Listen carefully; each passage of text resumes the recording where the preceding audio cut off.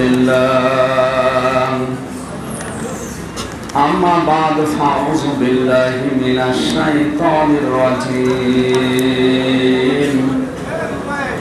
بسم الله الرحمن الرحيم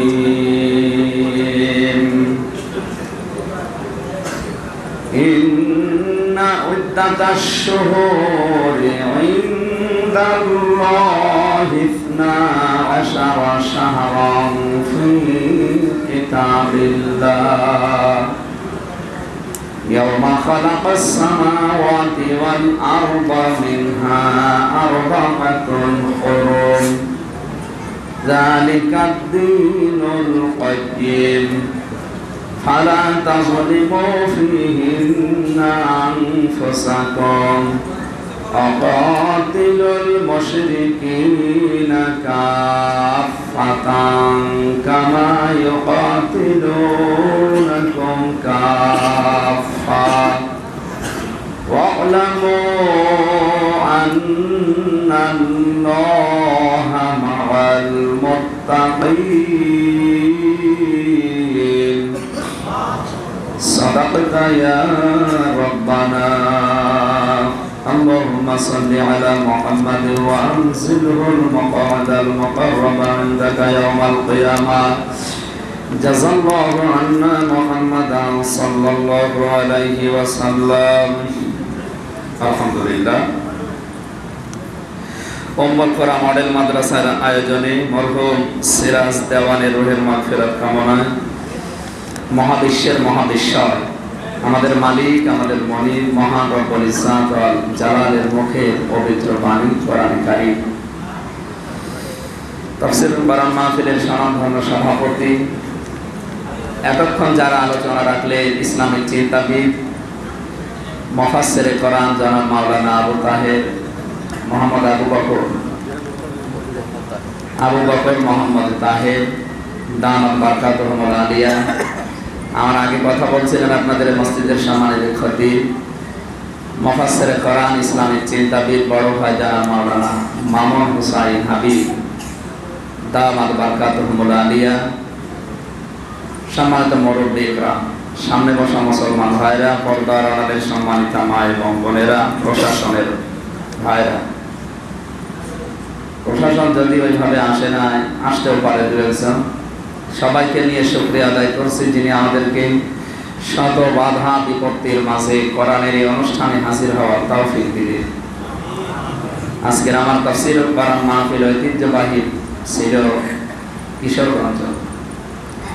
কে বা কারা বিভিন্ন নাম নিয়ে ইস্যু তৈরি করে ওটা আজকে বন্ধ করে দিয়েছেন, বলেন সুবহানাল্লাহ।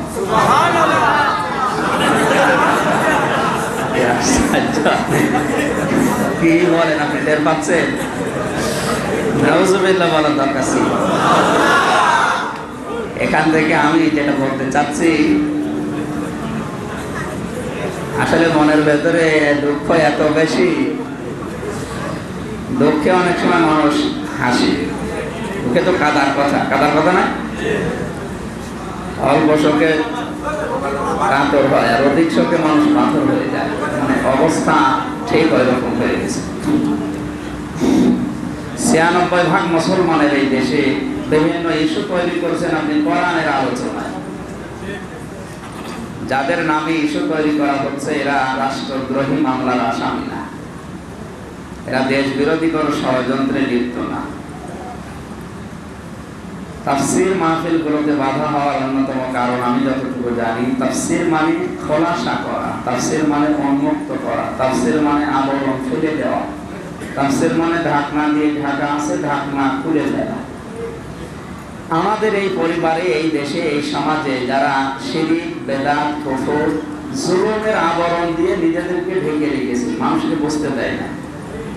কোরআনের তাফসীর যদি হয় ওয়ালা ইয়াতুনাকা বিমাসালিন ইল্লা জিনাকা বিল হাক্কি ওয়া আহসানা তাফসীরা, এখানে শব্দটা কি তাফসীর না তাফসীর? একালি টান আছে। কোরআনের প্রত্যেকটি শব্দ গবেষণামূলক। তাফসীর না দিয়ে তাফসীর দিয়েছেন কেন? হে নবী, এটা সূরা ফুরকানের 33 নম্বর আয়াত। হে নবী, আপনার কাছে দুনিয়ার মানুষ আসবে বিভিন্ন সময় বিভিন্ন সমস্যার সমাধান করার জন্য। আপনি কোরআন দিয়ে তাফসীর করে তাদেরকে সমস্যার সমাধান দিয়ে দিবেন। এখন এই তাফসীর আপনি কিভাবে করবেন? স্থান কাল পাত্র ভেদে বাস্তবতার নিরিখে যখন যেটা যেই অবস্থায় দরকার হয় ওইটা ওইভাবে ওখানে বোঝানো লাগবে। ১৫০০ বছর আগে কম্পিউটার ছিল না, ছিল বলেন না। এমনকি এখন কম্পিউটার আছে, আরো 50 বা 100 বছর পরে এমন একটা জিনিস আবিষ্কার হবে যেটা এখন পর্যন্ত মানুষ কল্পনা করে। ওই সময় যেটা আবিষ্কার হবে ওইটা ইসলামের পক্ষে আপনাকে কাজে লাগানো লাগবে। ওয়াইদু লাহুম মাসতাতাতুম মিন কুওয়াতিন ওয়া মিন রিবাতিল খায়ল। সূরা আনফালের 60 নম্বর আয়াতের প্রথম অংশে আছে, হে নবী, ইসলাম ধ্বংস করার জন্য ওরা যেগুলো ব্যবহার করে আপনি উল্টিয়ে ওইটা ইসলামের পক্ষে কাজে লাগাবেন। এখানে খায়ল মানে ঘোড়া না, শুধু ঘোড়া না। খায়লের অনেকগুলো অর্থ হয়। খায়ল মানে আপনি ইন্টারনেট হতে পারে, খায়ল মানে ফেসবুক হতে পারে, খায়ল মানে ইউটিউব হতে পারে, টিউবম্যাট হতে পারে। প্রচার মাধ্যম দুনিয়াতে যা আছে ওরা কি ইসলামের বিপক্ষে যেগুলো কাজে লাগায় আপনি ওইটা উল্টিয়ে ইসলামের পক্ষে কাজে লাগাবেন। আজ ওরা ইন্টারনেট ব্যবহার করছে ইসলামের বিপক্ষে, আমরা এটা উল্টিয়ে ইসলাম প্রচারে ব্যবহার করব। ওরা ওদের ছেলে মেয়েকে ডাক্তার বানায়, কি আজ রাম বাম তাকান, ওরা ছেলে মেয়েদেরকে ডাক্তার বানাচ্ছে। আমরাও ডাক্তার বানাবো আমাদের ছেলে মেয়েদেরকে মানবতার সেবা করার জন্য। অর্থ সম্পদ তো আসবে, আমাদের উদ্দেশ্য থাকবে মানবতার সেবা। তাহলে যতদিন পর্যন্ত আপনি ছেলেটার পেছনে শ্রম দেবে, টাকা পয়সা খরচ করবেন, সবগুলো অর্থ সম্পদ আল্লাহ রাস্তায় দান করার সওয়াব পাবেন। আমরা বলছিলাম তাফসীর না দিয়ে তাফসীর দেওয়ার কারণে স্থান কাল পাত্র ভেদে সভ্যতার বিকাশ যত বেশি হবে আপনাকে ওইভাবে কোরআনের তাফসীর করা লাগবে। ওই মানধাত আমলে কি হয়েছে এখন বাদ দিন। এখন কি দরকার যুগের চাহিদা অনুযায়ী ওইটা জাতির সামনে নিয়ে আসা। এই এলাকায় কবরস্থান যদি 100 বছর আগে কেউ মারা যায়, ওকে যদি কবর থেকে আপনি এখন তুলে নিয়ে আসেন আর ঢাকার ওই যে বাংলাদেশ ব্যাংকের সামনে দাঁড় করিয়ে দেন মসজিদে, চিন্তা করবে আল্লাহ 30 তলা বিল্ডিং, এ মনে হয় বাঁশই লাগবে, মই লাগবে অথবা বাঁশ লাগবে, তাছাড়া একই করে ওঠা যায়। এই চিন্তা চেতনা ওই সময়ের মানুষের ছিল যে এত তলা বিল্ডিং এ ওঠা সম্ভব না, বাঁশই মই সিঁড়ি এগুলো ছাড়া। এখান থেকে 50 বছর আগে যে মারা গেছে তারে ওখানে নিয়ে যান, ও চিন্তা করবে না মই বাঁশই দরকার নেই, এই ঘরের অবশ্যই সিঁড়ি আছে। কি আছে? সিঁড়ি পটে যায় বলে।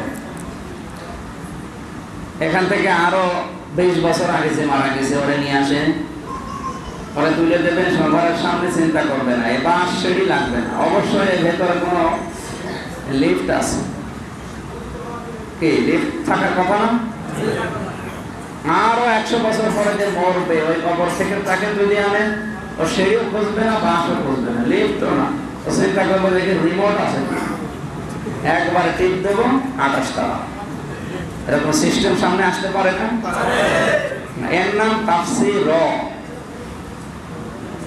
যুগের জ্ঞানের আলোকে আপনাকে বাস্তবতার নিরিখে কথা বলা লাগবে। যে আয়াতটা বললাম সূরা তাওবা থেকে 36 নম্বর আয়াত, এটা হয়তো 1500 বছর আগে যারা তাফসীর লিখেছে করেছে ওই সময়ের জন্য একরকম ছিল, কিন্তু এখন আপনাকে যুগের জ্ঞানের সাথে মিলাতে হবে। আমরা মিলাবো ইনশাআল্লাহ। এজন্য আমি এক কথায় প্রকাশ করতে চাই এই ভাবটা, যারা আজ বাধা দিচ্ছেন আপনি ব্যর্থ, আপনার চেষ্টা ব্যর্থ হবে, আপনি সফলতার সর্বশিখর পর্যন্ত যেতে পারবেন না। শুধু কিশোরগঞ্জ না, সারা বাংলাদেশ, এমনকি এই মসজিদ ভিত্তিক কোরআনের আলোচনাও যদি বন্ধ হয়ে যায়, আমরা দরকার ইন্টারনেটে কোরআনের প্রচার চালাবো।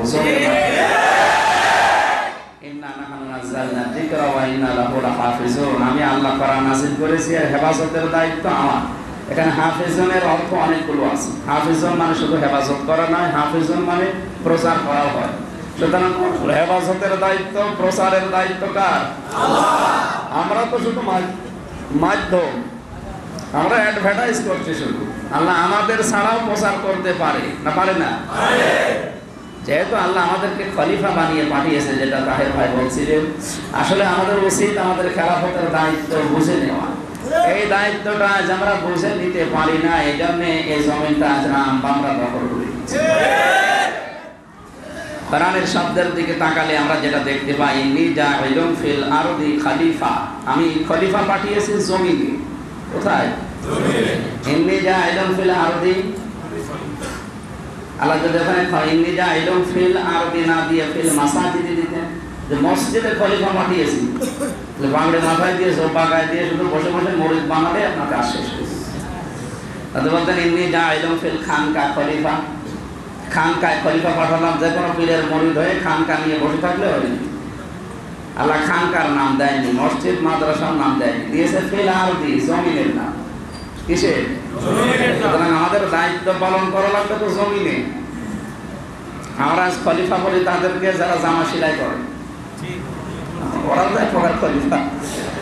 যারা চুল কেটে দেয় ওরাও খলিফা, কাপড় চোপড় ধুয়ে দেয়, এই যে ধোপা, অনেকগুলো জেলায় যাবেন সেখানে ধোপাদেরকে খলিফা বলে। আর পীরের যে খলিফা ওগুলো তো বাদ দিলাম। ওরা মনে করছে আমরা তো খলিফা, আমাদের আর চিন্তা নেই। আপনাকে কে আল্লাহ দরবারে মাদ্রাসা ওখানে পাঠিয়েছে জমিনে। সুতরাং এই জমিন যখন জালেমরা ফাঁকা দেখেছে তখন ওরা দখল করে দিয়েছে। আমাদের দায়িত্ব পালন করা লাগবে কোথায় বলেন তো? জমিনে। পরিস্থিতি যত কঠিন হোক, যত ঝামেলা মার্কা হোক, এই জমিনে আমাদের থাকা লাগবে যতদিন আমাদের হায়াত আছে। এই জন্য যারা এগুলো করছেন তারা থামে। এদেশে যারা ক্ষমতাসীন দল আছেন তাদের নাম নিয়েও অনেকে হয়তো এই কাজগুলো করছেন, যে আমি আওয়ামী লীগ করি। না, আপনি আওয়ামী লীগ না। আওয়ামী লীগ করলে বঙ্গবন্ধু কোরআন কারিমের প্রচার পেয়েছি, এই জন্য তো কাকরাইল মসজিদটা দিয়েছে, এই জন্য ইসলামিক ফাউন্ডেশন দিয়েছে, এই জন্য টঙ্গীর ইজতেমার ময়দান দিয়েছে। উনি মনে প্রাণে চাইতেন কোরআন প্রচার হোক, আর আপনি আওয়ামী লীগের নাম নিয়ে বলছেন আমি কোরআন বন্ধ করবো। আপনি তো অবৈধ লীগ। অবৈধ শব্দটা একটু খারাপ শোনা যায়, সুবিধা লীগ। সব লীগই যখন হচ্ছে তো সুবিধা লীগ অসুবিধা কি? যারা সুযোগ সুবিধা নেওয়ার জন্য দলে নাম দিয়েছেন তারা কি লীগ? সুবিধা লীগ। আওয়ামী লীগের নাম নিয়ে সুবিধা লীগের এই কাজগুলো বন্ধ করা দরকার। আমি নিচে নামতে পারলাম না, দুঃখিত। আশা করছে আপনি আপনার চরিত্র পাল্টাবেন। দরুদ আর সালাম পাঠ করার মাধ্যমে আজকে নির্ধারিত একটা আয়াত পড়েছি কোরআন কারীম থেকে। যেহেতু মানুষের রূহের মাগফিরাত কামনায় আজকে আলোচনা হবে, আমি শেষের দিকে ইঙ্গিত দেব। আয়াতটা আগে শেষ করে হক আদায় করা দরকার। সূরা তাওবা, কোন সূরা? সূরা তাওবার 36 নম্বর আয়াত, একটা মাত্র আয়াত পড়েছি। 129টা আয়াত আছে এর ভেতরে। একটা আয়াতে দেখেন কত কথা আছে। তাহলে 129টা আয়াতে কত কথা থাকতে পারে? আমার মাথা ঘুরিয়ে যাবে। একটু খেয়াল করে শুনবে। আল্লাহ পাক বলেন, ইন্না ইদ্দাতাশ শুহুরি ইনদাল্লাহি 12 শাহরান ফি কিতাবিল্লাহ ইয়াওমা খালাকাস সামাওয়াতি ওয়াল আরদা মিনহা আরবাআতুন হুরুম। আসমান আর জমিন যেদিন আমি তৈরি করি, ওই দিন আমার কিতাবের ভেতরে 12টা মাসের নাম আমি আল্লাহ লিখে দিয়েছিলাম। 12টা মাসের নাম আল্লাহ নিজে লিখেছেন। কোন সময়? যেদিন আসমান জমিন তৈরি হয়। ওই 12টা মাসের নাম হচ্ছে জানুয়ারি, ফেব্রুয়ারি, মার্চ, বৈশাখ, জ্যৈষ্ঠ, আষাঢ়, মুহররম, সফর।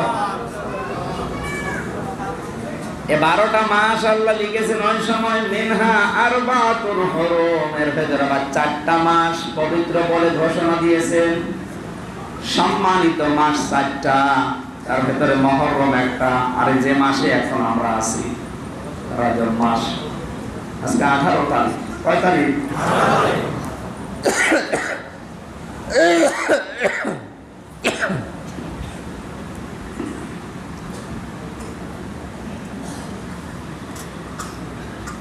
এই রজব মাসটা এত সম্মানিত, এত মূল্যবান আমার আল্লাহর কাছে, এমনকি ওই জামানার কাফের যারা ছিল তারাও পর্যন্ত রজব মাসকে সম্মান দিত। তাদের মারামারি, যুদ্ধ, বিগ্রহ, গন্ডগোল এমনকি তার কারোর সাথে যদি মনোমালিন্য থাকে, রজব মাস আসলে তারা বন্ধ করে দিত। এখান থেকে একটা শিক্ষা নেওয়া লাগবে। আমি গতানুগতিক কথা বলি না, যা বলি ওখান থেকে শিক্ষা বের করি। কথা বুঝতেছে? রজব মাস এসে ওই জামানায় কাফেররা যদি তাদের 11 মাসের গন্ডগোল বন্ধ করে দিতে পারে, মারামারি, কেস কাম, হামলা মামলা সব বন্ধ, যে তোর সাথে আমার কেস কাম চলছে, হামলা মামলা চলছে, চলবে, কিন্তু এই মাসটা চলে যাক, তারপরে আবার আরম্ভ করবে। চিন্তা করেন তো, কাফেররা যদি সম্মান দিতে পারে এভাবে যে গন্ডগোল মিটিয়ে ফেল, বন্ধ কর, অন্তত চললেও এ মাসটা পার হয়ে যাক, অথচ আমরা যারা মুসলিম এ মাসটা কিন্তু এখন চলছে, এরপরেও অনেকের মারামারি, গন্ডগোল, কোটনামল, ষড়যন্ত্র, কেস কাম বন্ধ নেই, চলছে। আমি কি আরো নিচে নামতে পারি? ঠিক আছে, সুতরাং আপনি বন্ধ করেন। মারামারি, গন্ডগোল, মলমালিন্য যেগুলো আছে, মানুষের ভেতরে হামলা মামলা, এগুলো বন্ধ করা দরকার। এই মাস আসার পরে দেখছি আরো বন্ধ হওয়া দূরের কথা, আরো বাড়ছে। ঢাকার বিভিন্ন জায়গা থেকে, প্রেস ক্লাব থেকে শুরু করে আপনি তাকান, এই গন্ডগোল কি আরো থামছে না বাড়ছে? আপনি এ মাসকে কাফেরদের মতো সম্মান দিতে পারলেন না। সম্মান দেওয়ার কয়েকটা নিয়ম আল্লাহ আয়াতের পরবর্তীতে দিয়েছে, আমরা 4টা পেয়েছি, দেখি আমরা সম্মান দিতে পারি কিনা। রজব মাসকে আমরা সম্মান দিতে চাই, এ সম্মান দিয়েছেন কে? সূরা হজের ভেতরে আছে, যালিকা মা ইউআযিম শাআইরাল্লাহি ফাইন্নাহা মিন তাকওয়াল কুলুব। যাদের অন্তরের ভেতরে আল্লাহর ভয় আছে, তারা আল্লাহর নিদর্শনকে যথাযথভাবে সম্মান করে। রজব মাস নিদর্শন কার? আল্লাহর নিদর্শন, আল্লাহ নিজে সম্মান দিয়েছে। সুতরাং এই মাসকে যদি আপনি সম্মান না দিতে পারেন, বুঝতে হবে আপনার অন্তরের ভেতরে আল্লাহর ভয় নেই। আমরা সম্মান কিভাবে দেব, ধরনটা শিখিয়েছেন আল্লাহ নিজে। কে? আল্লাহ। আল্লাহ রাব্বুল আলামিন বলেন কিভাবে সম্মান দেবে আমার এই রজব মাসকে, জানো? যালিকাদ দীনুল কাইয়্যিম। 1 নম্বরে আমার যে জীবন ব্যবস্থা, এটা কিন্তু স্থায়ী। আল্লাহর যে জীবন ব্যবস্থা আল্লাহ পাঠিয়েছে, এটা কি অস্থায়ী না স্থায়ী? স্থায়ী জীবন ব্যবস্থা। কিয়ামত পর্যন্ত স্থায়ী জীবন ব্যবস্থায় কেউ বাড়াতে কমাতে পারবে না। এই জন্য ইসলামকে যারা সর্বশ্রেষ্ঠ ধর্ম বলেন, তারা ভুল করেন। এটা বলা লাগবে একমাত্র ধর্ম। সর্বশ্রেষ্ঠ বললে মনে হয় যে আরো ধর্ম আছে, তার ভেতরে ইসলাম শ্রেষ্ঠ ধর্ম, অথচ আল্লাহর দৃষ্টিতে পৃথিবীর কোন ধর্ম ধর্মই না। ওটা কিন্তু ধর্ম না, ধর্মই শেষে হর্ষাই আছে, ওগুলো ধর্মই না। ইন্নাদ দীনা ইনদাল্লাহিল ইসলাম। এই জন্য দিনের আগে আলিফ লাম আছে। দিনের আগে কি? আমি যদি এখন বলি তাহের ভাই আমি ঢাকাতে যাব, গাবতলী, উনি বলবে যে এই যে একটা রোড আছে, তাহলে এই রোডের আগে আপনাকে আলিফ লাম দেওয়া লাগবে। রোডের আরবি কি? তারিখ। বলেন বলেন। এই তারিখের আগে আলিফ লাম দিয়ে আপনি নির্দিষ্ট করে দেবেন যে এইটা ছাড়া ঢাকা গাবতলী যাওয়ার আর কোনো রাস্তা নাই। দোনো যদি বলে না এটা বাদ দিয়ে আরো রাস্তা আছে, ওই বাইপাইল ঘুরে গেলে হবে, যাওয়া যাবে না।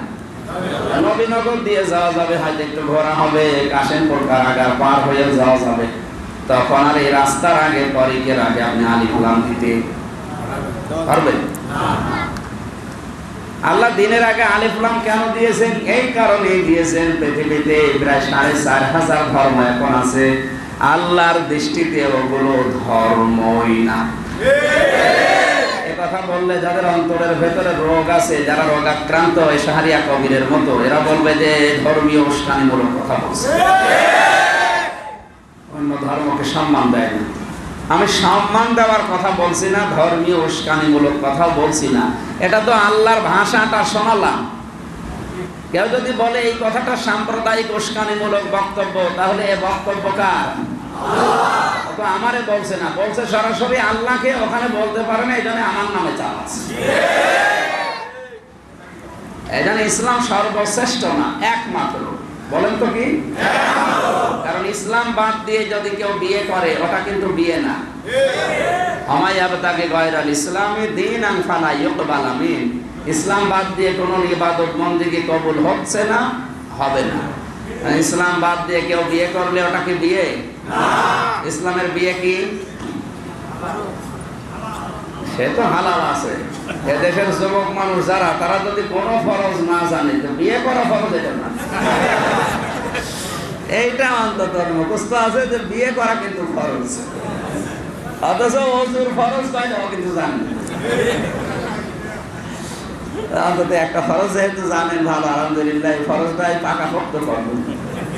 কিন্তু এটা পাকা করতে হলে বিয়ে যারা করবে তাদের উচিত দেনমোহরের টাকা আপনি পকেটে নেবেন, পকেটে টাকা বের হয়ে থাকবেন, কবুল বলার আগে টাকা দিয়ে কবুল বলে নিয়ে চলে আসবেন। এটা ইসলামের বিয়ে ছিল। আর আপনি যা করেছেন এ টাকা তো দেননি, জনম বাকি পোড়া ফাঁকি। আর যেটা দেওয়ার দরকার ছিল ওইটা না দিয়ে যেটা দেওয়া নিষেধ ওইটা নিয়ে আসে যৌতুক। আমার তো মাঝে মাঝে মনে হয় যারা যৌতুকের টাকা, মোটরসাইকেল, ফ্রিজ, কালার টিভি এগুলো নেয় আর স্ত্রীর সামনে গিয়ার দেয়, ওর বউ বলে মনে মনে আল্লাহ যেন অ্যাক্সিডেন্ট করে। আমার বাবার ঘাম ঝরানো টাকা আর ও গিয়ার দেয়। এজন্য দেখবেন যৌতুকের মোটরসাইকেল যারা নেয় অধিকাংশ গুলো অ্যাক্সিডেন্ট করে বিভিন্ন জিনিস হারায়। এখানে কেউ নিয়েছেন কিনা হাত তোলেন তো?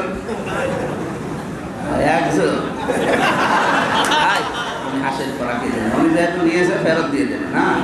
এইটা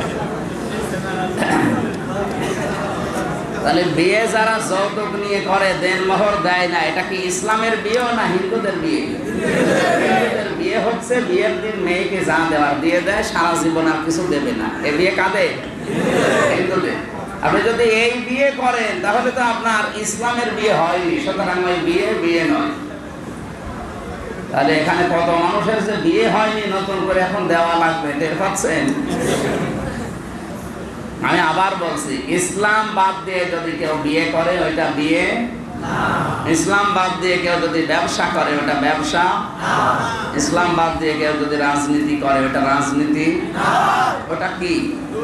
দুর্নীতি। বলেন বলেন, এই জন্যই তো এত দুর্নীতি দেখতে পাচ্ছি। আর যারা এই দেশে ইসলাম বাদ দিয়ে রাজনীতি করে দেখবেন ওরাই দুর্নীতি করে বেশি।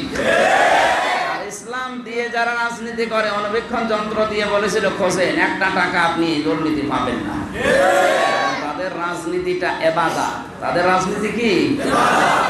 আর যারা রাজনীতিকে দুর্নীতি বানিয়েছেন তাদের ওটা ইবাদত না। আমাদের তাহলে কথার সারমর্ম হচ্ছে এটা, ইসলাম একমাত্র, কেবলমাত্র, শুধুমাত্র ধর্ম, পৃথিবীর আর কোনো ধর্ম। এই কথাকে যারা সাম্প্রদায়িক উস্কানিমূলক বক্তব্য বলে চালাবে, এই বক্তব্যটা সরাসরি আল্লাহর দিকে যাবে। যেন আপনি অন্তত দুঃসাহস করবেন না। এগুলো করতে পারে যাদের অন্তরের ভেতরে গুড় আছে, রোগ আছে, যারা অসুস্থ অন্তরের মালিক। আমাদের অন্তর তো অসুস্থ না। অসুস্থ নাকি? আমরা রজব মাসকে সম্মান দিতে চাই, ইসলামকে একমাত্র জীবন ব্যবস্থা মেনে নিয়ে। কথা বুঝতেছেন? এর ভেতরে কোনো বাড়ানো কমানো যাবে না। নতুন কিছু দিয়ে আপনি বলতে পারবেন না যেটা ইসলাম, আবার ইসলাম থেকে কিছু বাদও আপনি দিতে পারবেন না। ঠিক আছে, আমরা এভাবে যদি সম্মান দিতে পারি তাহলে রজব মাস আপনাদেরকে কিছু দেবে। নবীজি এ মাস আসলেই দোয়া করতেন, আল্লাহুম্মা বারিক লানা ফি রাজাবিন ওয়া শাবান ওয়া বাল্লিগনা রমাদান।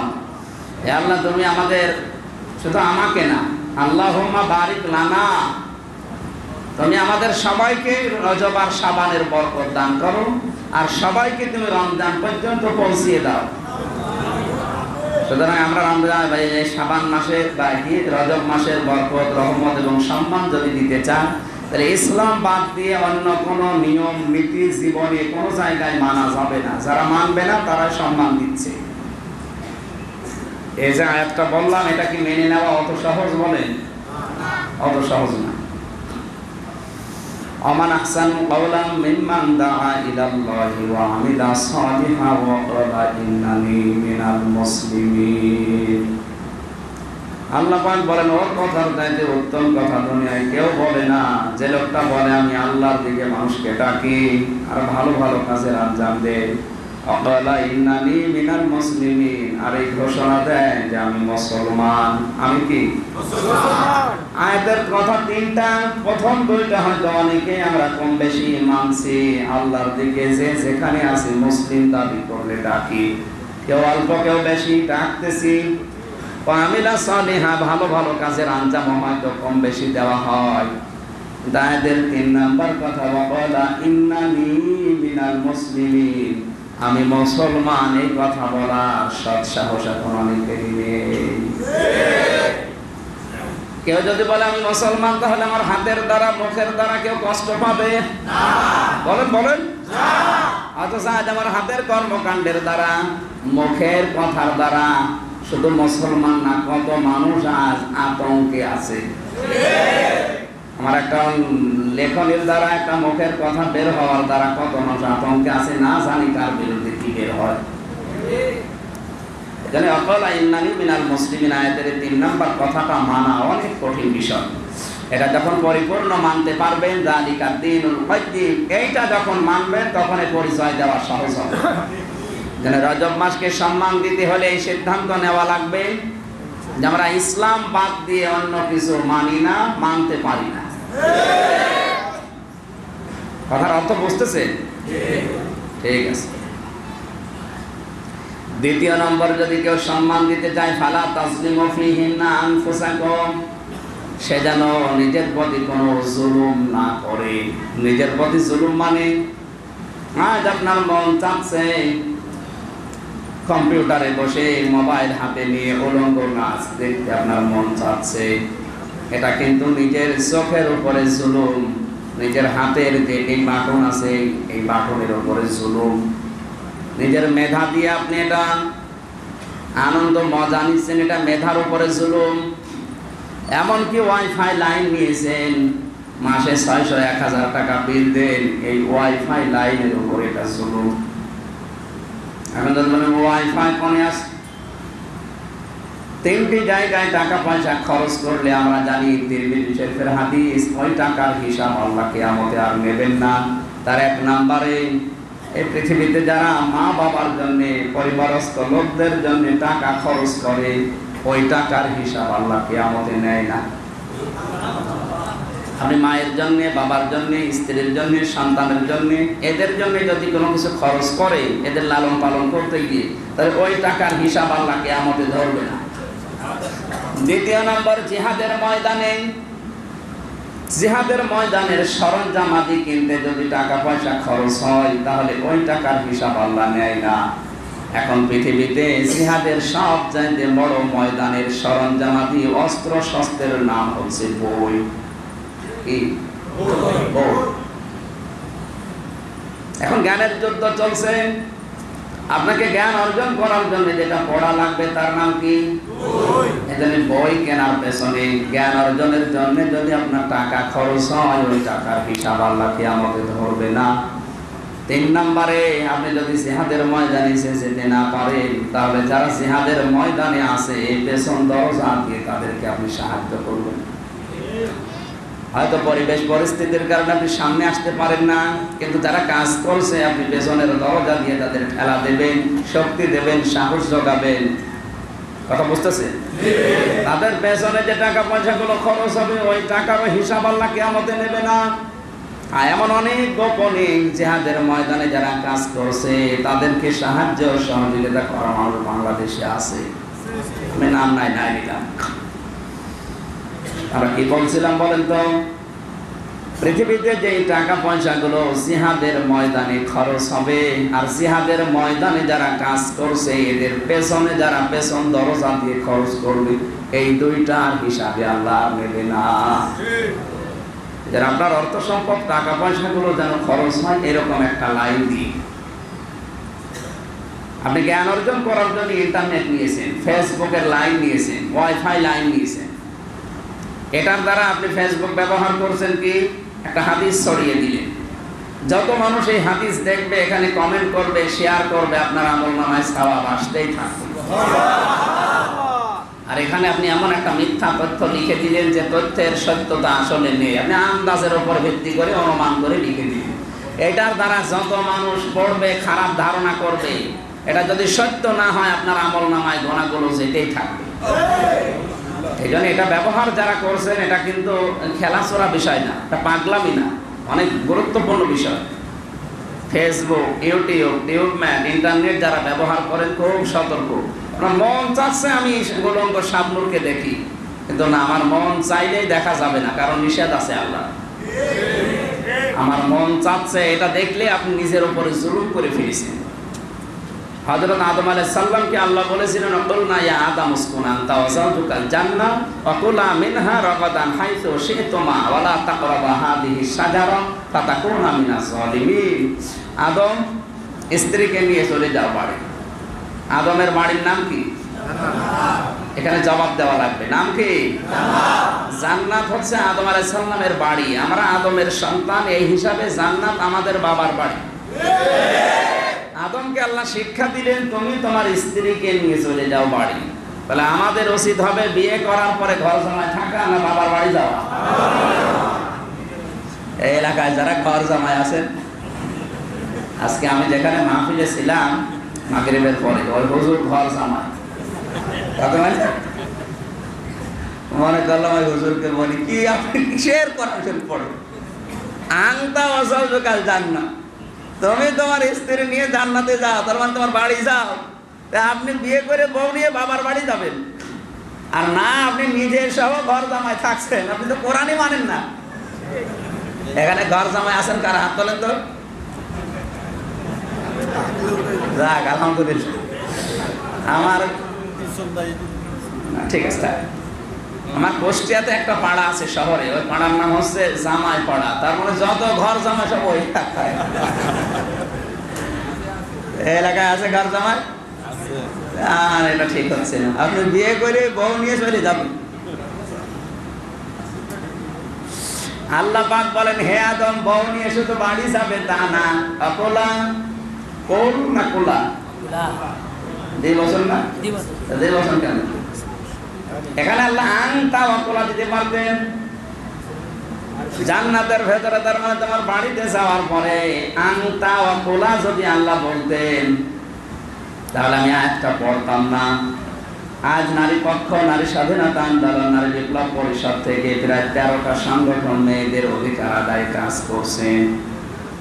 আপনি কোরআনকে যদি এই আয়াতগুলো দলিল দেন, মেয়ে লোককে নিয়ে বাড়িতে যাওয়ার পরে আল্লাহ খাবার খেতে বলেছে। খাবার খেতে বলার আগে আংতা তো দেয়নি। যদি আংতা দিত তাহলে আল্লাহ পুরুষের দিকে টেনে পক্ষপাতিত্ব করে কথা বলতো। আল্লাহ দেয়নি, একবারে দিয়েছে অকোলা। কোল না দিয়ে কোলা দিয়ে বসন দিলেন কেন? তার মানে বউ নিয়ে বাড়িতে যাওয়ার পরে আপনি যা খাবেন, যে মানের খাবার খাবেন, ওই মানের খাবার বউকে খাওয়ানো লাগবে, এটা ফরজ। আপনি নিজে মন মতো বাইরে একেবারে গরম খাওয়া খান, আর বাড়ি যাওয়ার সময় বাদাম নিয়ে যাচ্ছে। আমি একবার বাদাম নিয়েছিলাম, বাদাম নিয়ে বাড়িতে যাচ্ছি বাজারে। আমার বাবা রাস্তায় এই গেটে ঢোকার সময় বলছে, তোর হাতে কি দেখি? বাদাম, কি করবি? তামান্না চলবে তো বাইরে তো ভালোই খাও, আর বাড়ি আসার সময় বৌমা বাদাম নিয়ে এসিস, আপেল নিয়ে আসতে পারো না? তো অন্তত আপনি যে মানের খাবার খাবেন, ওই দিন থেকে আমি বুঝেছি না, ঠিক হচ্ছে না। তো আংতা আল্লাহ দিয়ে যদি বলতেন যে তুমি নিজে মন মতো খাও, বড় জন্য যা পারো দাও, না, একবারে হবে না। যা খাবেন, যে মানের খাবার, ওই মানের খাবারের ব্যবস্থাও বাড়িতে স্ত্রীর জন্য করা লাগবে। তে মেয়েদের এরকম সম্মান পৃথিবীর কোনো ধর্ম আজও দিতে পারেনি। আর আল্লাহর চাইতে দরদি আর কেউ আছে? আর কি কি কি কোনটা কি বলেন আমি বুঝি না। এতটুকু আল্লাহ শেষ করেননি, রাগাদান হাইতো সে তোমার। শুধু বউ নিয়ে বাড়ি যেয়ে খাবে পড়বে হবে না, ওকে নিয়ে মাঝে মাঝে তুমি বাড়াইতে যাবে। যেখানে ইচ্ছা যাবে, সেখানে যা ইচ্ছা খাবে। তার মানে স্ত্রীকে নিয়ে মাঝে মাঝে আপনি বেড়াতে যাবেন, আনন্দ উল্লাস করবেন, ফুর্তি করবেন, কোনো অসুবিধা নেই। কিন্তু ওটা হওয়া লাগবে আবার নিজের বউ। অনেকে অন্যের বউ নিয়ে আনন্দ করছে, এই ফ্যান্টাসি কিংডমে জানতো যে দেখবেন অধিকাংশগুলো অন্যের বউ। মনে হয় গিয়েছে, হাত জোরে বলেন, আসতে বলেন। কক্সবাজারে ছিলাম আমি 4-5 দিন। ওখানে তো দেখি যারা হাত ধরে দৌড়ায়, ওর বউ তো মনে হয় না, ওসব মনে হয় লোকের বউ নিয়ে এসে দৌড়াচ্ছে। এই জন্য বউ নিয়ে আনন্দ ফুর্তি করা, এদিকে ওদিকে যাওয়া, ঘুরে বেড়ানো, সফরে যাওয়া, এটা কিন্তু আল্লাহর আদেশ, যাওয়া লাগবে। এতটুকু যাওয়া লাগবে বলে আল্লাহ শেষ করে দিয়েছে? তারপরে কি? ওয়ালা তাকরাবা হাদিহি শাজারা, এই গাছটার কাছে যাবে না। এই গাছ কোন গাছ? ওই গন্ধম গাছ শুধু না, শুধু গন্ধম গাছ যদি উদ্দেশ্য হয় তাহলে কোরআনে আয়াত আল্লাহ নাযিল করার দরকার কি? আল্লাহ জানাতে চেয়েছেন এই গন্ধম গাছ একটা নিষিদ্ধ গাছ, একটা বর্ডার। আল্লাহর এরকম বর্ডার অনেকগুলো আছে পৃথিবীতে। আল্লাহর বর্ডার আছে পুরা কোরআনে 500। কত? 500।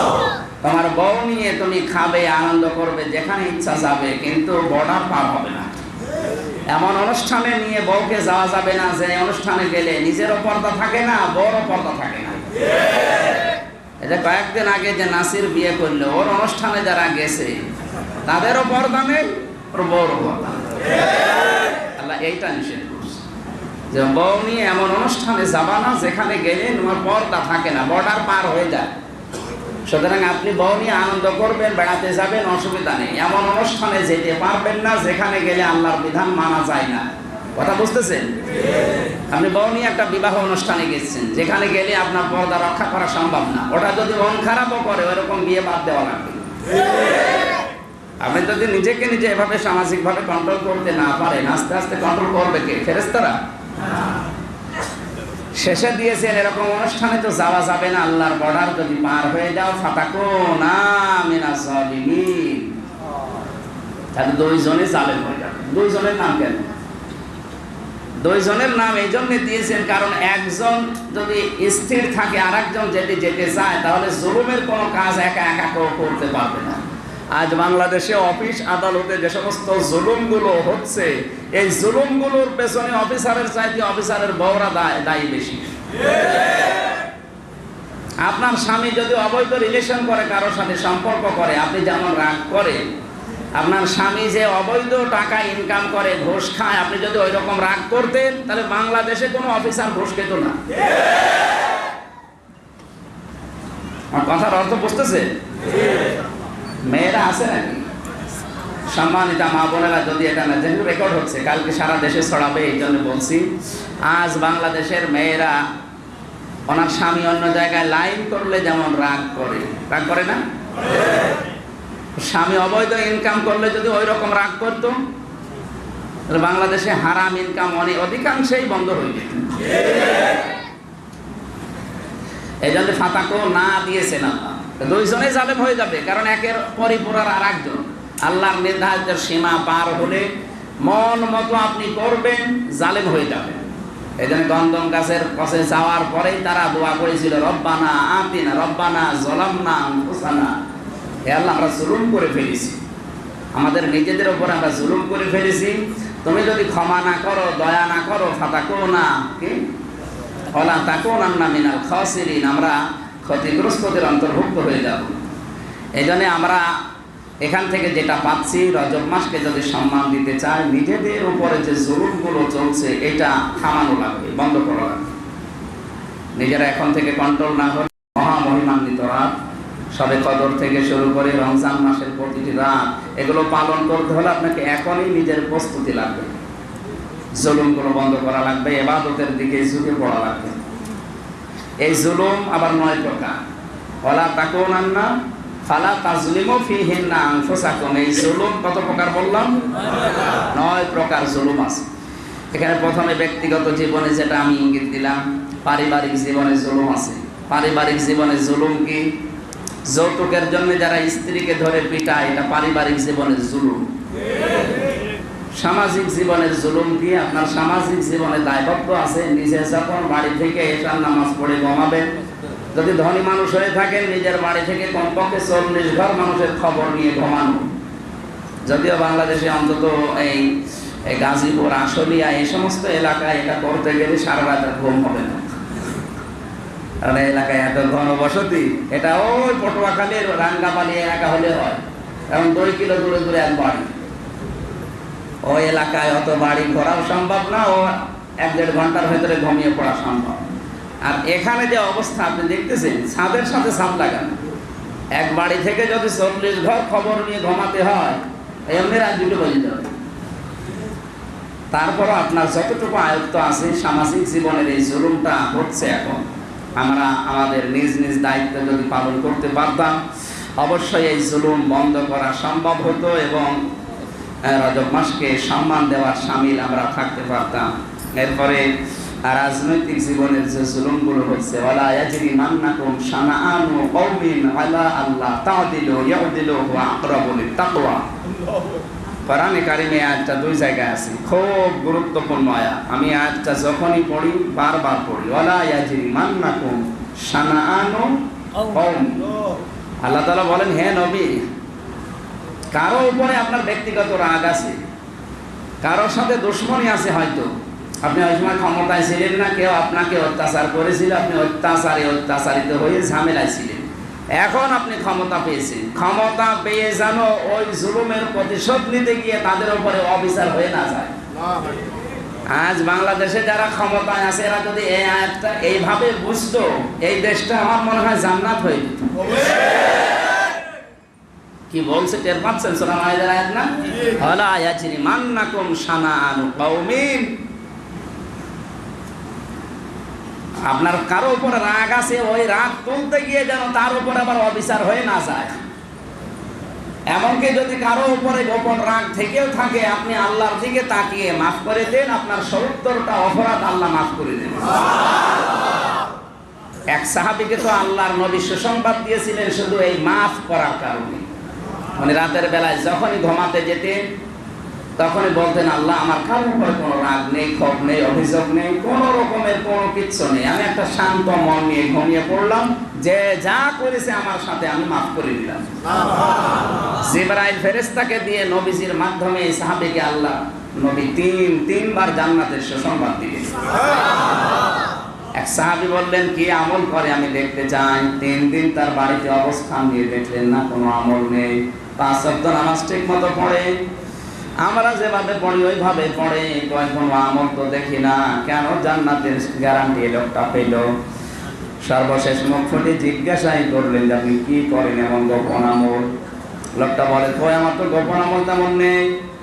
নবীজি তোমাকে 3বার জান্নাতের গ্যারান্টি দিল, কি দেখে? সাহাবী বলে, দেখেন আমি আমল গোপন এতটুকু করি, রাতের বেলা যখন ঘুমাতে যায় তখন কারো উপরে কোনো রাগ ক্ষোভ অভিযোগ আমার থাকে না, সব মাফ করে দে।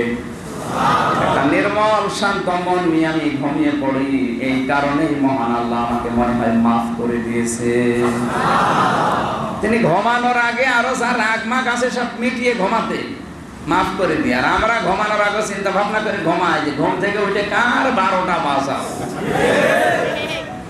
আল্লাহ তোমার মাফ করবে, তোমার মাস দেবে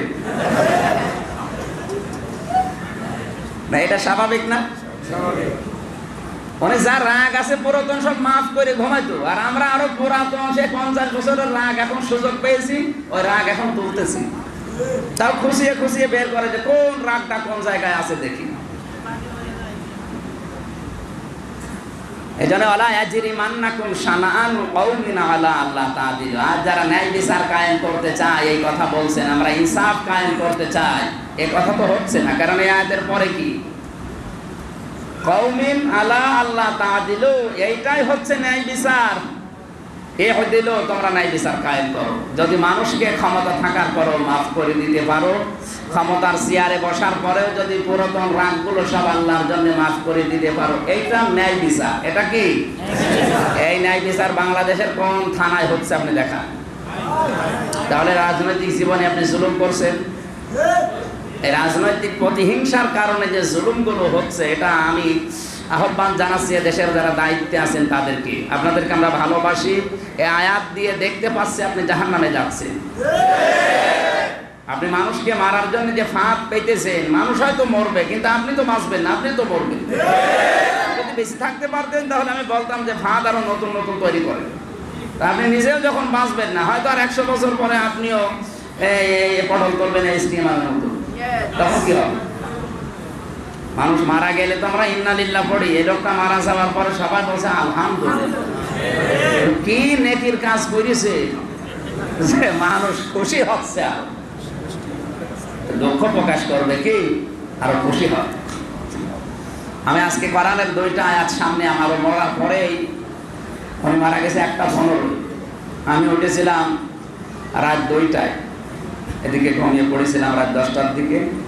2:05 দিকে ওঠার পরে মোবাইল নিয়ে আমি একটু টান দিয়েছি, দেখি শুধু মরণের খবর আসছে, আর শুধু কমেন্টে আলহামদুলিল্লাহ আলহামদুলিল্লাহ, কি গো ইন্নালিল্লাহ পড়বে, তারপরে দেখি আল্লাহর ওলি মরে গেছে। কেউ কেউ আর আয়াত দিচ্ছে, ফাকুতিয়া দাবিরুল কওমিল্লাযিনা সালামু আলহামদুলিল্লাহি রাব্বিল আলামিন ফামা বাকাত আলাইহিমুস সামাউ ওয়াল আরদু ওয়া মা কানু মুনজারিন। আল্লাহ বলেন এমনও মানুষ মারা যায় ওই জন্য আকাশেও কেউ কাঁদে না, জমিনেও কেউ কাঁদে না, ইন্না লিল্লাহ কেউ পড়ে না। আপনার এমন একটা জীবন তৈরি করে টাকা পয়সা অর্থ সম্পদ রেখে আপনার কি হয়েছে বলেন? আপনাকে যে আল্লাহ নির্বংশ করে ছাড়বে, আমার তো এই চোখে দেখা, এই 28 বছর বয়স আমার, এই 28 বছরের ভেতরে আমি যা দেখতে পাচ্ছি, এই দেশে যারা ডাইরেক্ট বলেন ইনডাইরেক্ট বলেন ইসলামের বিরুদ্ধে, আলেমদের বিরুদ্ধে যারা অবস্থান নিয়েছে, প্রত্যেককে আল্লাহ লেজ কেটে দিয়েছে। এখন আর কেউ নামও নেয় না, দেখবেন ওদের নামও কেউ নেয়, নাম নিলে ঘৃণার সাথে নেয়। কত দাপট ছিল মাইনুদ্দিন খান বাদলে, চট্টগ্রাম বিভাগে যে দেখেন তো কুকুরেও নাম এখন আর জানে না। বাদল নামে যে একটা লোক ছিল পৃথিবীতে, ওরা এখন আর কেউ জানেও না, মাত্র কয়েক বছর আগে বলে গেল। আর 20 বছর পরে তো ওর নাম মনে হয় পৃথিবীর কোনো জায়গায় আর লেখা থাকবে না। আল্লাহ যে জানিয়েছিলেন ইন্না শানিয়াকা হুয়াল আবতার, হে নবী আপনি আফসোস করেন না, কোনো আফসোস নেই। আপনার শত্রু যারা, আমি তাদেরকে নির্বংশ লেজ কাটা করে ছাড়বো, তাই ছাড়ছে আল্লাহ। বিভিন্ন মরণ থেকে আপনি শিক্ষা নেবেন। আপনি মরণের পরে না জানি আবার কেউ মিষ্টি খায় কিনা, খেতে পারে। আকাশেও যখন কেউ কাঁদবে না, জমিনেও কেউ কাঁদবে না, অবশ্যই কাদার বিপরীতে যেটা আছে, কি সেটা মিষ্টি আনন্দ, এটা করবে। আল্লাহ আমাদের এরকম জীবন থেকে হেফাজত করুন। সুতরাং আমাদের রাজনৈতিক জীবনে প্রতিহিংসার কারণে যে সমস্ত অপরাধগুলো আমরা করছি, যে জুলুমগুলো করছি, এই জুলুম আশা করছে আপনি বন্ধ করবেন। বিশেষ করে বাংলাদেশের 1734 জন, 1734টা চেয়ার এখন মেন চেয়ার, কয়টা আছে? 1734টা মেন চেয়ার আছে এই দেশে। প্রধানমন্ত্রী শেখ হাসিনা থেকে শুরু করে আপনাদের উপজেলা চেয়ারম্যান কে? রাজীব ভাই। এই রাজীব ভাই পর্যন্ত, রাজীব তো বলে গেছে না? ও এই রাজীব, ভিলেন রাজীবের কথা বলছে, আল্লাহর ওলি তো পটক দিয়েছে। সুতরাং এই রাজীব ভাই পর্যন্ত কতগুলো চেয়ার আছে? 1734 জন চেয়ারে যারা আছেন তারা সূরা মায়েদার এই 2টা আয়াত বারবার একটু পড়েন, যদি একটু ভয় আসে। ওয়ালা ইয়াজরিমান্নাকুম শানাআনু কওমিন আলা আল্লাহ তাআদিলু। ন্যায় বিচারের মুখ ফোটালে হবে না, বলি ফোটালে হবে না। ন্যায় বিচারের এইটা একটা ধাপ, ইয়াদিলু ওয়া আকরাবুল তাকওয়া। তাকওয়া অর্জন করতে চাও, এইটাই তাকওয়ার নিকটবর্তী পন্থা। আমার ভাইরা, এরকম জুলুমগুলো আজ রাষ্ট্রীয় জীবনে আমরা দেখতে পাচ্ছি, আন্তর্জাতিক জীবনে তো লেগে আছে। সুতরাং রজব মাসকে যদি সম্মান দিতে চান, পৃথিবীর 53টা রাষ্ট্র অন্তত মুসলিম, কয়টা? 228টার ভেতরে 53টা রাষ্ট্রের মুসলমান যারা দায়িত্বে আছেন, এই রাষ্ট্রপ্রধানগুলো আজ এই রজব মাসের সম্মানার্থে এক হওয়ার সময় হয়ে গেছে। এখন এক হয়ে অন্তত যারা আন্তর্জাতিক ভাবে আমাদের এই জাতির উপরে জুলুম করছে, এই জুলুম বন্ধ করা আপনাদের দ্বারা সম্ভব। সম্মান দিতে চাইলে এই জুলুমগুলো বন্ধ করে। অকাতিলুল মুশরিকিনা কাফাতান কামা ইউকাতিলুনাকুম কাফা। আল্লাহ তাআলা বলেন মুশরিকদের বিরুদ্ধে যুদ্ধ করো যেভাবে ওরা তোমাদের সাথে যথাযথভাবে যুদ্ধ করছে। মুশরিকদের বিরুদ্ধে যুদ্ধ কি আর মুশরিক কারা, এটা আগে বোঝা লাগবে। এদিকে তাকা। এখন যদি মনে করেন বাংলাদেশে আমি মুশরিক পাবো কোথায়, যুদ্ধ যে করবার, যুদ্ধ মানে কিন্তু মারামারি করা না।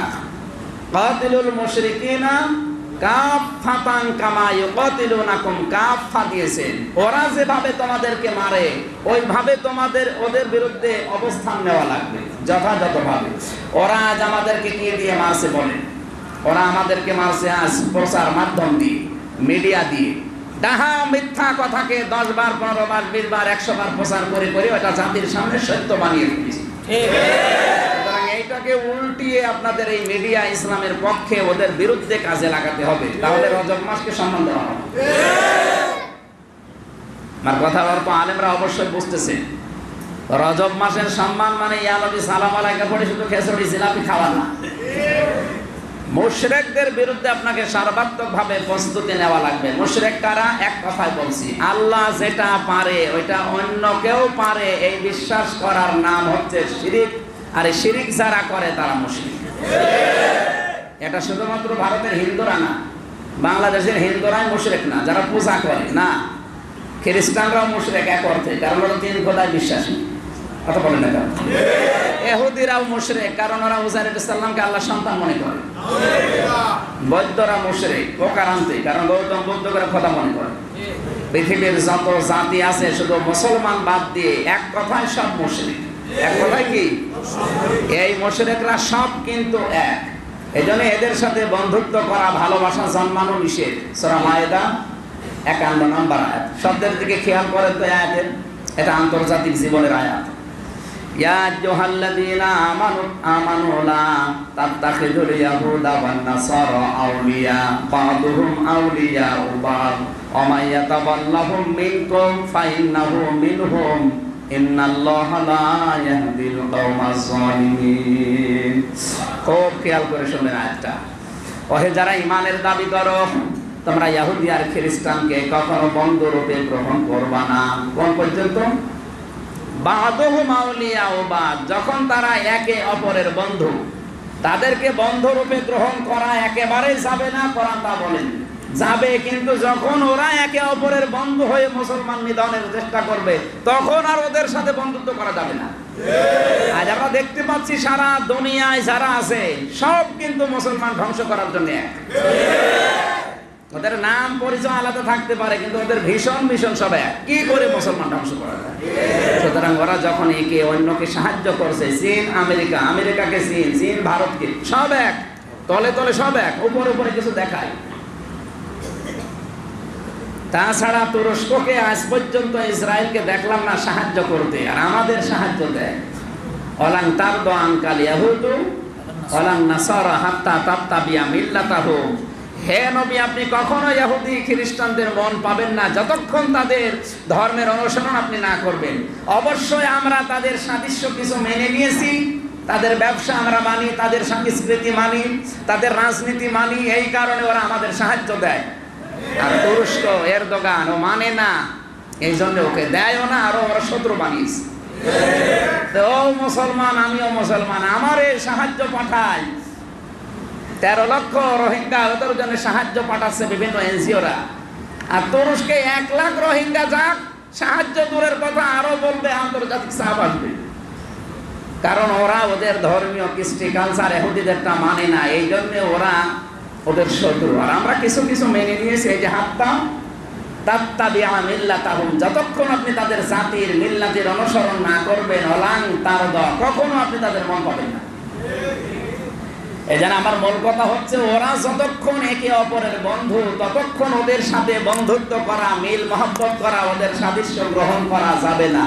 যদি করেন, আমাইয়াতাওয়াল্লাহু মিনকুম, মানে এবং মানে যে ব্যক্তি ইয়াতাওয়াল্লা মানে ফিরে যাওয়া, এটা বর্তমান ভবিষ্যৎ, প্রেজেন্ট ফিউচার।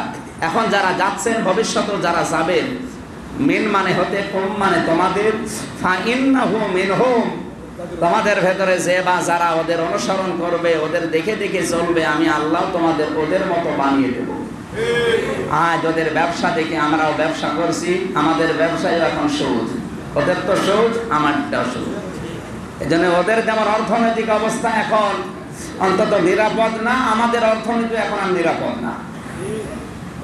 ওদের সংস্কৃতি দেখে এখন আমরা সংস্কৃতি তৈরি করছি, ওদের সিনেমা দেখে আমাদের সিনেমা তৈরি হয়। কথা বলেন না কেন? বাংলাদেশে ভারতের সিনেমা নকল করে যেভাবে তৈরি হয়, ইরানের সিনেমা তো নকল করে ওইভাবে তৈরি হয়ে আমাদের হলে চলে না? চলে? সৌদি আরবে সিনেমা নেই, ওদের সিনেমা নকল করে তো আমাদের দেশে চলে না।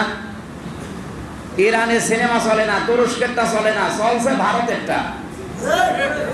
তার মানে ওরা যেভাবে কৃষ্টি কালচার তৈরি করেছে ওদের মতো করে আমরা যখন শুরু করেছি আল্লাহ আমাদেরকে ওদের মতো বানিয়ে দিয়েছে। এখন ওদের আর আমাদের চেনা যায় না কাপড় খোলা ছাড়া।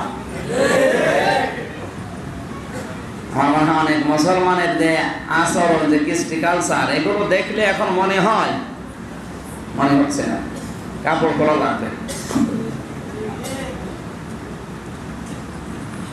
আমাদের এই জন্য সাবধান হওয়া লাগবে। ওরা যতক্ষণ পর্যন্ত একে অপরকে সাহায্য করে, বন্ধুত্ব করে, আমরা ওদের সাথে নেই। ও যত শক্তিশালী হোক, কারণ আল্লাহর উপরে তো আর শক্তিশালী কেউ নেই এই বিশ্বাস করা আমাদের ইমানের দাবি। আয়াতে ডাক দিয়েছেন কোনো বেঈমানকে না, কাকে দিয়েছেন? ইয়া আইয়ুহাল্লাযীনা আমানু ইন্নাল্লাহা লা ইয়াহদিল কওমাজ যালিমিন। অবশ্যই আমি আল্লাহ কোন জালেমকে পথ দেখাচ্ছি না, দেখাবো না। এখানে জালেম দিতে পারতেন, না দিয়ে কি দিয়েছেন? জালিমুন। বহু বছর শুধু একজন না, পৃথিবীতে যারাই সে রাষ্ট্র এমন করবে, আন্তর্জাতিক জীবনের আয়াত যেহেতু এটা, এই জন্য আমি সতর্ক করলাম। আর যারা এগুলোতে আছে, আমরা দেখছি রাষ্ট্রের দায়িত্বে যারা আছেন অধিকাংশ মানুষগুলো না বুঝে এগুলো করছে। আমরা যদি মগজ থাকার আল্লাহ যদি হেদায়েত দেয়, আপনি ফিরে আসবেন। আল্লাহ আপনাকে তাওফীক দান করুন, জোরে বলেন আমিন। তাহলে আমাদের উচিত হবে ওরা যেভাবে সংস্কৃতি তৈরি করে ওদের বিরুদ্ধে সংস্কৃতি তৈরি করা, ওরা যেভাবে পোশাক বানায় ওদের বিরুদ্ধে পোশাক তৈরি করা। আজ আমরা পোশাক বানাচ্ছি ওদের মতো দেখে। পোশাক বানিয়েছে ভারতের সিরিয়াল দেখি, পাগলু 2 বানিয়েছে। পোশাকের নাম কি? পাগলু 2। আমার মনে হয় এই পোশাক যদি কোনো ছেলে মেয়েকে পরায়, ও পাগলু 3 হয়ে যাবে। এখন যে বোরকাগুলো পরছেন এগুলো এখন আর বোরকা নেই, এগুলো ফ্যাশন হয়ে দাঁড়িয়েছে। মেয়েদের জন্য যেমন চশমা জামা পরা জায়েজ নেই, সম্মানিত মা বোন যারা এসেছেন, ঠিক ওই রকম ভাবে 8-60 বোরকা পরাও মেয়েদের জন্য জায়েজ।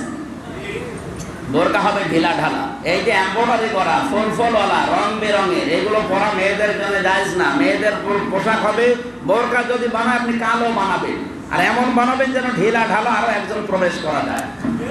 আর এমন বোরকা বানিয়েছে ও সাদা গায়ে দিতে গেলে খুলতে যাবেন, ছিঁড়ে যাবে। আরো অনেকে চায় যে আমি বোরকা গায়ে দিয়ে যদি মানুষ নাই জানে যে আমি কি গায়ে দিলাম, তো বোরকা গায়ে দিয়ে করবো। আমার কুষ্টিয়ার বড় বাজারে একবার 1-1.5 বছর হয়ে গেল, এক দর্জি বোরকা বানিয়েছে এক মহিলা, আলটা মডার্ন মহিলা, ওয়াজ শুনে বোরকা বানাবে, পর্দা করবেন। বোরকা বানিয়েছে, সে ওরকম মাপ দিয়েছে, টাইট ফিট।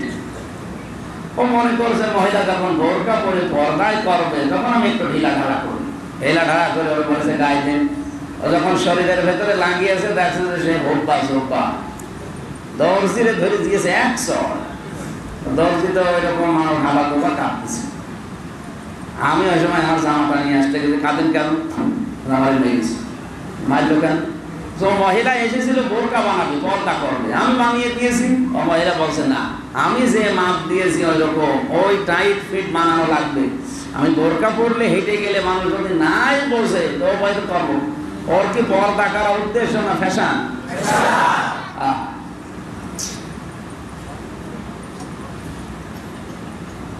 এই জন্য ওদের বিরুদ্ধে যুদ্ধ করো মানে অস্ত্র নিয়ে এখন হিন্দু পেলে মেরে ফেলবে না, এটা না। ওরা যেটা ইসলামের বিপক্ষে আজ কাজে লাগাচ্ছে, পোশাক আশাক দিয়ে শুরু করে, সংস্কৃতি দিয়ে, ব্যবসা দিয়ে, বিবাহ দিয়ে, যা ওরা উল্টা করে, ওটা বিরুদ্ধে আপনি ইসলামকে সামনে নিয়ে আসবেন। কথা বুঝতেছেন? তাও কিভাবে নিয়ে আসবেন? কামা ইয়াকুতিলুনাকুম কাফা, যথাযথভাবে। ওরা একেবারে উঠে পড়ে নিয়ে গেছে, আপনাকে উঠে পড়ে লাগা লাগবে। আজ এখানে যারা যুবক মানুষ আছে তাদেরকে বলছি, যারা ফেসবুক ব্যবহার করে, কোথায় আপনি লাইক দেবেন, কোথায় কমেন্ট করবেন, কোন জায়গায় আপনি শেয়ার দেবেন, কোনটা, এটা কিন্তু কোরআনে আল্লাহ 1500 বছর আগে জানিয়েছে। এখন যদি বলেন ফেসবুক হইল মাত্র কয়েকদিন আগে, 1500 বছর আগে কোরআন জানালো কি করে? সূরা আম্বিয়া 83 নাম্বার আয়াত। ওয়াইয়ুবা ইদনা দা রাব্বাহু আন্নী মাসানিয়াদ দুররু ওয়া আনতা আরহামুর রাহিমিন ফাস্তাজাবনা লাহু ফাকাশাফনা মা বিহি মিন দুররি ওয়া আতাইনাহু আহলাহু ওয়া মিসলাহুম মা'হুম রাহমাতাম মিন ইনদিনা ওয়া যিকরা লিল আবিদিন। আল্লাহ পাক বলেন স্মরণ করায় ওদের দিকে, সে আমাকে বলেছে রব্বুল আলামিন আমি অসুস্থ, তুমি তো রহমানুর রহিম। সে কিন্তু বলে না যে আল্লাহ তুমি আমার রোগটা ভালো বানিয়ে দাও। সে বোঝাতে চেয়েছে আমি তো রোগাক্রান্ত, আমি অসুস্থ, কিন্তু তুমি তো রহমানুর রহিম, তার মানে তুমি আমার রোগ ভালো করো। আল্লাহ পাক বলেন ফাস্তাজাবনা লাহু, আমি আইয়ুবের ডাকে সাড়া দিলাম, তার মানে তাকে লাইক দিলাম। ফাস্তাজাবনা লাহু, তাকে আমি লাইক করেছি। আমরা লাইক দেই কোনো কিছু পছন্দ হলে, নাকি কোনো কিছু ভালো লাগলে আমরা লাইক দেই। আল্লাহ বলেন আমি আইয়ুবের এই ডাকটা পছন্দ করে তাকে লাইক দিলাম, তার মানে তার ডাকে সাড়া দিলাম। ফাঁকা সাফনা, দূর করে দিলাম তার এই বিপদটা। তার যে রোগ ছিল এই রোগ আমি তার জীবন থেকে দূর করে দিলাম। আপনি তাহলে লাইক দেবেন কোথায়, কোনটা শেয়ার করবেন, কোন জায়গায় কমেন্ট মারবেন, এই আয়াত থেকে আল্লাহ প্রমাণ দিচ্ছেন। আপনি ফেসবুক চালাতে গিয়ে যদি দেখেন কোন মানুষ বাংলাদেশে মুসলিম অবস্থায় আছে, আজ 11 বছর কারাগারে বন্দী পড়ে আছে, কেউ তার পক্ষে কথা বলে না, এরকম কিছু লাইক দেওয়া লাগবে। আপনি পছন্দ করেন এটা ঠিক না, শেয়ার করে জনগণকে জানাবেন যে এই জুলুম আমি মানি না, কমেন্ট করে জানিয়ে দেবেন এটা অন্যায়, এটা জুলুম, যদি এই বিচারটা সঠিক না হয়। ফেসবুকে এইভাবে চালানো দরকার মজলুমের পক্ষে, অসহায় অসুস্থ।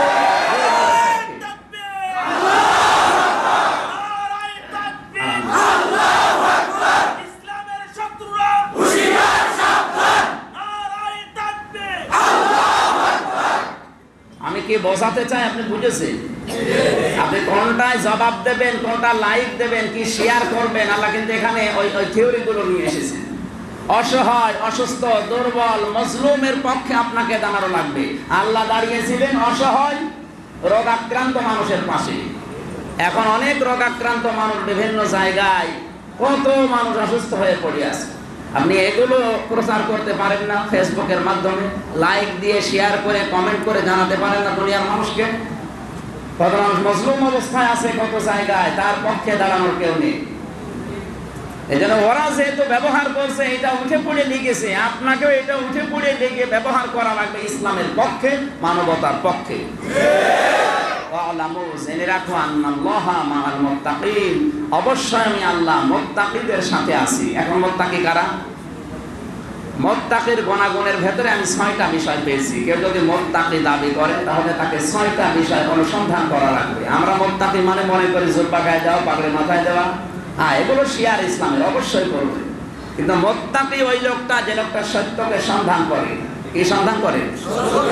সত্যকে সন্ধান করার পরে যদি পেয়ে যায় কবুল করে। 3 নম্বরে কবুল করেই হয় না, ওর উপরে টিকে থাকে, দাঁড়িয়ে থাকে। 4 নম্বরে ওই লোকটার সামনে হালাল আর হারাম যখন আসে, জীবন চলে গেলেও হারামকে গ্রহণ করে না, হালালকে ছেড়ে দেয় না। 5 নম্বরে মুত্তাকি ওই লোকটা, এই পৃথিবীতে যে লোকটা আদর্শ মানে শুধুমাত্র রাসূলুল্লাহ। বলেন বলেন, قل إن كنتم تحبون الله فاتبعوني يحببكم الله। জন্মের পর থেকে এই আয়াত আমরা শুনেছি। এই আয়াতের কথাগুলো শুনলে অনেকের আনন্দও লাগে। হে নবী আপনি বলুন, যদি আল্লাহকে ভালোবাসতে চাও রাসূলকে অনুসরণ করো। কি করো?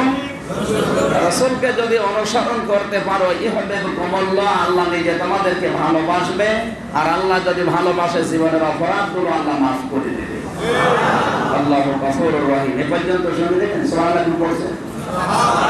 আবার পড়ছে সুবহানাল্লাহ। দাঁড়ান সুবহানাল্লাহ টেকে কিনা দেখি। এবার আপনি আয়াতের দিকে তাকান, দেখি আপনার সুবহানাল্লাহ ঠিক থাকে কিনা। যদি ঠিক না থাকে, সুবহানাল্লাহ যেন ঠিক থাকে, ওটা করবেন তো। কারণ আপনি তো আল্লাহকে সঙ্গে রাখতে চান, আর আল্লাহ যার কার সাথে থাকে না, থাকে কাদের সাথে? না, মুত্তাকি বান্দার সাথে। ওয়ালামু আন্নাল্লাহা মাআল মুত্তাকিন। মা মানে সঙ্গে, সাথে। মুত্তাকি বান্দাদের সাথে যেহেতু থাকে। মুত্তাকি চেনার উপায় কয়টা বললাম?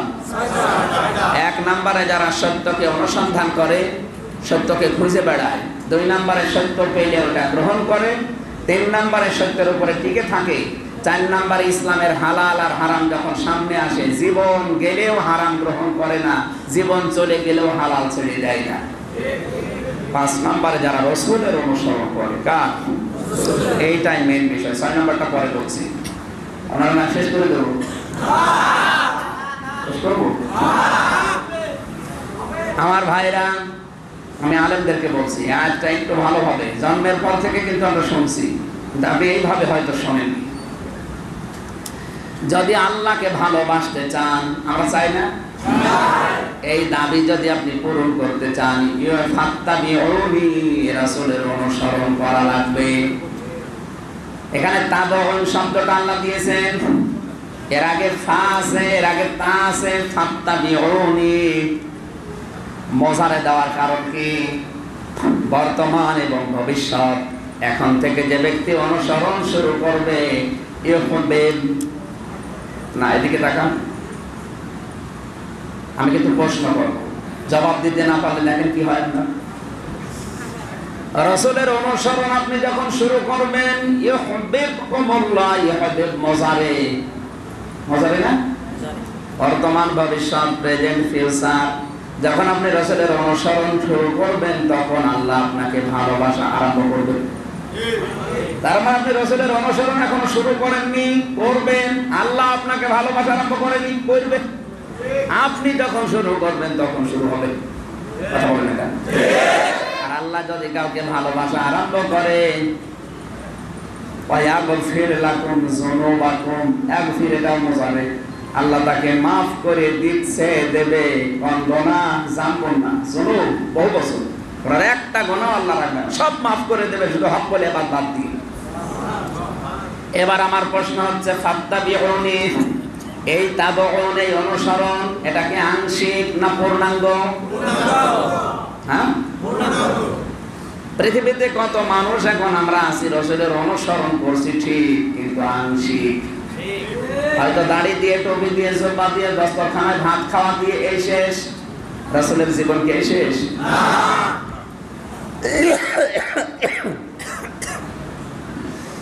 আল্লাহর নবীর জীবন থেকে 40 থেকে 63, এই 23 বছরের একটা সেকেন্ডও আপনি যদি অস্বীকার করেন, আপনি কাফের হয়ে যাবেন। উসওয়াতুন হাসানা, এই শব্দটা পৃথিবীর কাউকে আল্লাহ দেয়নি, বিশ্ব নবীকে বাদ দিয়ে। একমাত্র আদর্শ, উত্তম আদর্শ লুকিয়ে রেখেছে রাসূলুল্লাহর জীবনে। আর রাসূলুল্লাহ হয়েছিলেন কি জন্মের পরেই? কত বছর বয়সে? 40 বছর। উনি রাসূলুল্লাহ ছিলেন 40 থেকে 63, এই 23 বছর। সুতরাং এই 23 বছর তাকে আপনাকে মানা লাগবে, এক সেকেন্ড আপনি বাদ দিতে পারবেন না। এই 23 বছরের ভেতরে যেদিকে মুখ করে থুতু ফেলেছে, ওইদিকে মুখ করে থুতু ফেলা সম্ভব। যেই পা দিয়ে উনি টয়লেটে গেছে, ওই পা দিয়ে টয়লেটে যাওয়া সম্ভব। যেভাবে সালাম দিয়েছে, ওইভাবে সালাম দেওয়া সম্ভব। তার মানে এই 23 বছরে উনি যা যা করেছে, প্রত্যেকটা অনুসরণ করতে গেলে এই 23 বছরের 10 বছর উনি কোরআন দিয়ে রাষ্ট্র চালিয়েছে। এইটা যদি কেউ না করে, তে সুন্নাত আদায় হবে না। আর এই কথা বলতে গেলে বলে রাজনীতি, আমি ওর ভেতরে নেই, দিনকাল ভালো না, ওরে শয়তান। দিনকাল কি ওই সময় আরো ভালো ছিল? ওই সময় তো আরো খারাপ ছিল। ওই সময় অত খারাপ সময় যদি 10 বছর উনি কোরআন দিয়ে রাষ্ট্র চালাতে পারে, তো তার তুলনায় দিনকাল এখন অনেক ভালো আছে। আপনি যদি খাবারের পরে মিষ্টি খাওয়ার সুন্নত মানেন, মেসাক করা সুন্নত মানেন, তো 10 বছর উনি রাষ্ট্র কোরআন দিয়ে চালালেন, এটা সুন্নাত, এটা তাবউনের অন্তর্ভুক্ত, এটা আপনাকে মানা লাগবে। যদি মানতে না পারেন, অন্তত চেষ্টাও করা লাগবে। এই পূর্ণাঙ্গ অনুসরণ আজ আমাদের হচ্ছে না, অনেকের আংশিক, সব আংশিক। আর যারা পীর সাহেব দেখেন, অধিকাংশ পীর রাজনীতি মুক্ত, ওনারা বলে দিনকাল ভালো না, ও ঝামেলায় আমরা নেই, আমরা আছে আল্লাহ নিয়ে। তুই তো আল্লাহ হারাবি, আল্লাহ হারাবে না। আল্লাহকে পাওয়ার জন্যই তো তাবউন করা লাগবে। আরে তাবউন কি আংশিক না পরিপূর্ণ? পরিপূর্ণ। মাথায় মগজ যদি না থাকে, আপনার জন্য কথা নেই। মগজ থাকলে চিন্তা করেন। আজ আমরা হাজারো আলেমরা আংশিক, আমরা আংশিকে আছি, পরিপূর্ণ হচ্ছে না। পরিপূর্ণ যারা আছে, তারাই আজ রাসূলের মতো ঝামেলায় আছে। রাসূলুল্লাহ দাওয়াত দিয়ে তিনি ঝামেলায় পড়েছিলেন, আর রাসূলুল্লাহ দাওয়াত কবুল যারা করেছেন, তারাও ঝামেলায় ছিল। আমরা এমন দাওয়াত দিচ্ছি, আমরাও ঝামেলায় নেই, আর আমাদের দাওয়াত যারা মানে, তারাও কোনো ঝামেলায় নেই। তারপরে আমরা এই তাবউনের পুরা বাইরে। এই জন্য তাকওয়া অর্জন করতে হলে রাসূলুল্লাহ লাগবে। কি লাগবে? আর 6 নম্বরে আপনি যা করবেন, সব কাজ যেন আল্লাহর সন্তুষ্টির জন্য হয়। এটার স্বীকৃতি আপনার মধ্যে আল্লাহ কোরআনের মাধ্যমে বের করে নিয়েছে। বলেন না সলাতি ওয়া নুসুকি ওয়া মাহইয়ায়া ওয়া মামাতি লিল্লাহি রাব্বিল আলামিন। বলুন আমার নামাজ, আমার কুরবানি, আমার জীবন, আমার মরণ, আমি বেঁচে আছি, আমি মরে যাবো, সব আল্লাহর জন্য। আমি যদি বেঁচে থাকি আরো 10 বছর, আমার আল্লাহর জন্য বাঁচবো। যদি মরে যাই এখনই, আমার আল্লাহর জন্য। আমার নিজের কোনো মন মানসিকতা নেই। যা হবে সব কার সন্তুষ্টি? এই 6টা বিষয় এক জায়গায় করার নাম হচ্ছে তাকওয়া। নাম কি? এগুলো যারা মেনে নেয় তাদের সাথে কি আছে বলেন তো? এই যে রজব মাসের আমি শেষ শিক্ষা বলছি, শেষ করে দিই নাকি? সর্বশেষ শিক্ষা হচ্ছে রজব মাসে আল্লাহর নবীর মাথার উপর থেকে বড় বড় 2টা ছায়া আল্লাহ কেড়ে নিয়েছিলেন। একটা হচ্ছে খাদিজাতুল কুবরা, আর একটা হচ্ছে আবু তালেব। একজন ছিল রাজনৈতিক ভাবে সাপোর্ট করা লোক, আর একজন অর্থনৈতিক ভাবে। 2টাই যখন চলে গেল, নবীজি হতাশ হয়ে পড়লেন, চিন্তাগ্রস্ত হয়ে পড়লেন, হতাশাগ্রস্ত হয়ে তিনি শোক সন্তুষ্ট হয়ে পড়েছিলেন। আল্লাহ পাক বলেন, হে নবী, না, কাবার হাতিমে নবীজি ঘুমিয়েছিলেন। আপনাকে শোক সন্তুষ্ট হওয়ার জন্য এই কি বলে এই চিন্তিত হওয়ার জন্য বা এই শোক পালন করার জন্য আমি দুনিয়ায় পাঠাইনি। কিসের শোক পালন করেন আপনি? আপনার স্ত্রী মারা গেছে, যাক। আপনার চাচা মারা গেছে, যাক। ছেলে মারা গেছে, যাক। ইসলাম যারা দুনিয়ায় কায়েম করতে চাইলে ইজহিরাহু আলাদ-দীনি কুল্লি, দুনিয়ায় যত ধর্ম আছে সব কিছু পেছনে ফেলে আমার ধর্মকে এজহার করা লাগবে। এজহার মানে কি? হ্যাঁ, এজহার মানে প্রতিষ্ঠিত করা। এজহার শব্দের আধুনিক অর্থ প্রতিষ্ঠিত করা। মান কারাল কুরআনা ফাস্তাজহারাহু, যে ব্যক্তি কোরআন পড়ে আর কোরআনকে এজহার করার চেষ্টা করে। এজহার মানে শুধু স্পষ্ট করা না, এজহার মানে দাঁড় করানো। এজহার মানে কি? সুতরাং কোরআনকে যারা দাঁড় করানোর জন্য চেষ্টায় আছে, তাদের ছেলে মারা যেতে পারে, বাবা মারা যেতে পারে, বউ মারা যেতে পারে, শোক পালন করে সময় নষ্ট করার মতো সময় তাদের হাতে নেই। নবীজির এত বড় বড় দামি মানুষ মরে যাচ্ছে, নিজের স্ত্রী যিনি অর্থনৈতিক সাপোর্ট দিতেন, তিনি শোক পালন করার জন্য একেবারে ভীত অসন্তুষ্ট হয়ে গেলেন। বলেন না, কিসের শোক? চলেন আপনি, আপনাকে আমি 14টা কর্মসূচি শেখাবো আমার আরশে নিয়ে। পরিবার, সমাজ, রাষ্ট্র কিভাবে চালানো লাগে, সূরা বানী ইসরাঈলের 23 থেকে 38 এই 16টা আয়াতে 14টা কর্মসূচি নবীজিকে আল্লাহ নিজে নিবিড় তত্ত্বাবধান শিখিয়েছিলেন।